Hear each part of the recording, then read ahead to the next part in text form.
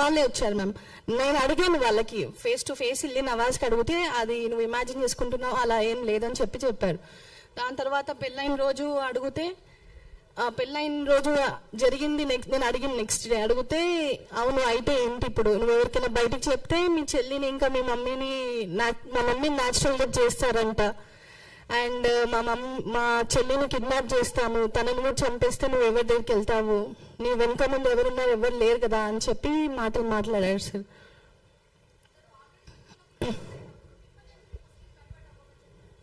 అదొక ప్లాన్ అని నాకు తర్వాత రీసెంట్గా మ్యామ్ వాళ్ళని కలిసి సార్ వాళ్ళని కలిసిన తర్వాత అదొక ప్లాన్ అని చెప్పి నాకు అర్థమైంది. స్టిల్ నేను ఎక్స్పెక్ట్ చేస్తున్నాను ఏంటంటే అతను ఏదో ఒక రోజు మారుతాడని చెప్పి అని అనుకున్నాను. కానీ తర్వాత తెలిసింది లవ్ జిహాద్ అనేది ఉంటుంది, నిజంగా ఉంది అసలు లవ్ జిహాద్ అనేది అని చెప్పి నాకు మొన్న తెలిసింది. ఇలా అమ్మాయిలను ట్రాప్ చేయడము, దాని తర్వాత డ్రగ్స్ ఇస్తారా లేకపోతే అది వాళ్ళు, ఇది మోడర్న్ సొసైటీ నమ్మదు కదా, ఇది అన్ని వాళ్ళు మంత్రాలు చేస్తారు అది ఇది అని చెప్పి. సో అలాంటివి కూడా ఉన్నాయని చెప్పి నేను చెప్పాలనుకుంటున్నాను.